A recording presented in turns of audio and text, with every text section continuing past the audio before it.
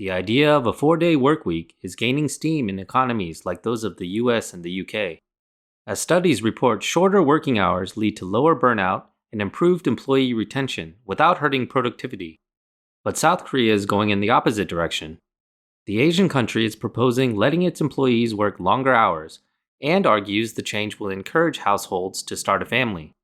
The government says the plan will provide more flexibility in the labor market. Officials say people would work less as a whole, encouraging them to have families and shore up a fertility rate that is projected to hit a global low 0.7 in 2024. South Korea has backed off a plan to lengthen the work week to 69 hours after a near revolt by the country's young people. 5 years ago, South Korea cut the number of hours that its labor-obsessed people were allowed to work to 52 in total, a regular 40 hours, then 12 hours of paid overtime. But earlier this month, the nation's conservative government sought to lift the cap after pressure from business groups that want to boost productivity, according to CNN Business. Young people were having none of it, the Washington Post reported. The angry backlash has forced the government to reconsider the proposal. Raising the cap had been seen as a way of addressing the looming labor shortage the country faces, due to its dwindling fertility rate, which is the world's lowest, and its aging population. But the move was widely panned by critics who argued tightening the screws on workers would only make matters worse.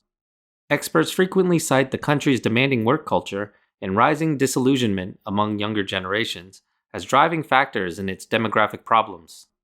South Koreans worked an average of 1,915 hours in 2021. That's 199 hours more than the OECD average, according to the most recent OECD Employment Outlook, and 566 hours more than workers in Germany. The labor minister, Lee Jung-sik, had argued that raising the weekly cap to 69 hours would enable working women to accrue more overtime hours in exchange for time off later that could be used for family and caregiving commitments.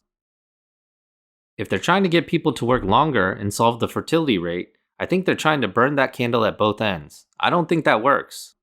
So if you look at an American 40-hour week, that's 29 hours of overtime, so maybe that's working 8 on Saturday, an extra 5 hours every day. That's a lot of overtime.